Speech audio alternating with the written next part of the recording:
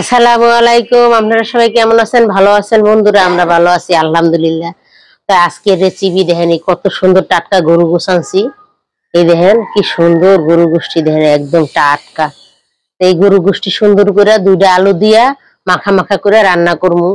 আর সাথে পাঙ্গাস মাছ রান্না করছি, ডাইল গুলো করছি। মেহমান আইবো, জামাই আইবে এতদিন পরে, এর লিগে আয়োজন করতেছি সবকিছু। আরো বাজারে যাবো, সবজি টবজি দেখি কি পাই। তা আমাদের স্বপ্নের রান্নাঘরে আজকে গরু গোশ রান্না হবে আর কি, মাখা মাখা। তাই আমাদের ভিডিওটা যদি ভালো লাগে প্রথম থেকে শেষ পর্যন্ত দেখবেন, আমাদের পাশে থাকবেন। আমাদের স্বপ্নের ঘর আপনারা আগুয়ে নিবেন। আপনারা সুন্দর সুন্দর কমেন্ট করেন, এইভাবেই করবেন। আপনারা আমাদের পাশে থাকবেন, আপনারা আমাদের ভরসা। তা চলেন আমি কাটাকাটি করে রান্না বান্না করি, আয়োজন করি, আসেন। তা আমি এই গরু গোশটি সুন্দর করে, ওই যে একটু ময়লা ছেলা, এই যে পেদরি কুদরি থাকে না, এগুলো সুন্দর করে আমি বাচ্চা লই। বাচ্চা ধোয়া দিয়া তারপরে রান্নাটা বসাম। খুব সুন্দর আমার গরু গোষ্ঠী, দেখেন একদম টাটকা জব করছে, নিয়ে এসেছি সকাল সকাল। সব পরিষ্কার করে লই, আমি পরে ধোয়া দিয়ে লই।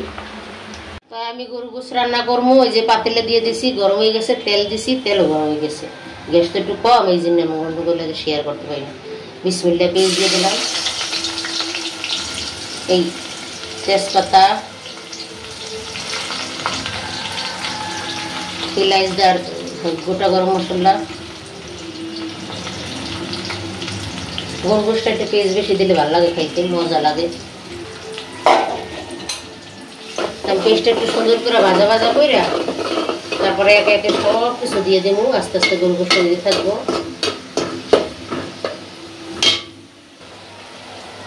তাই যে আমার সুন্দর করে মশলাটা, পেস্টটা, ময় মশলা, দারচিনি, যা সুন্দর ঘেরান বেরিয়েছে, এলাইচের দেখেন খুব সুন্দর ঘেরান বেরিয়েছে। তো কষানো হয়ে গেছে, আদা রসুন জিরা বাটা। আমি সবকিছু আর কি ব্লেন্ডার করে রাখি।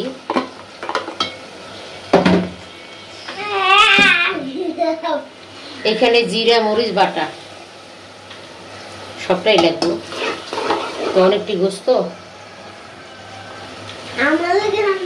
হ্যাঁ, তোমার লেগে রান্তাছি। এই যে হলুদের গুঁড়া,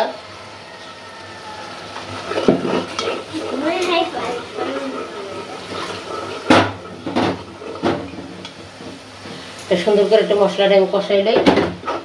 তারপরে গরু গোশটা দিয়ে দেবো। কালারটা সুন্দর হয়েছে। লবণ দেওয়া বাকি আছে,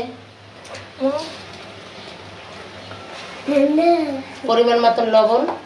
তো সুন্দর করে আমি কষাকষি করে। তাই আমার এই যে দেখেন গরু গোশতের মশলাটা সুন্দর করে কষাইছি, সব ময় মশলা, পেঁয়াজ টেস্ট, জিরা টিরা সব কিছু তো হয়ে গেছে। আর এই যে আমার স্বাদের গরুর গোশ দিয়ে দিতেছি। বিসমিল্লাহ। গরু গোশটা দিয়ে সুন্দর করে কষাইয়া মশাইয়ে রান্না করবো মন মাছ। সাথে বহুত কিছু রান্না করছি আজকে আমি। সকাল 8টাতে রান্না শুরু করছি। তো সবটি গোশ দিয়ে কষাকষি করতে থাই, ধীরে ধীরে সেদ্ধ। এই যে আমার গরু গোশটা আমি সুন্দর করে কষাই গেছি। দেন কত সুন্দর চাকা গুলান দেখছেন, সুন্দর করে কষাই লই। এক কষান দিতেছি, কালারটা যা হচ্ছে না ফাটাফাটি, দেখেন সব চাকা গরু গোশ। কিন্তু গোষ্ঠী কিন্তু সিনের, আমি সিনের গোশ পছন্দ করি, সিনের গোশ খাই।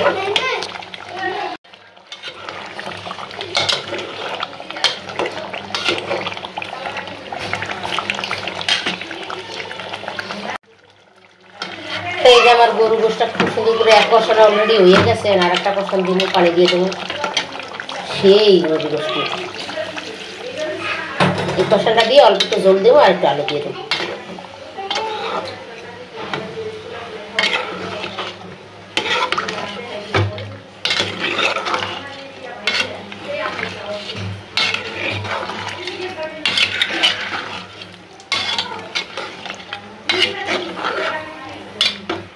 পানি গোশটা সুন্দর করে একটু কষাকষি করে লই, তারপর আবার ফিরাইতেছি। এই যে আমার গরু গোশটা সুন্দর করে কষানো হয়ে গেছে, একদম সেদ্ধ হয়ে গেছে বন্ধুরা। কত সুন্দর গরু গোশটি দেখছেন, কালারটা কি হয়েছে, ফাটাফাটি কালার। তো একটু আলুটা দিয়ে দিই, আলুটা দিয়ে একটু লাড়াচাড়া দিয়ে পানি দিয়ে দিই।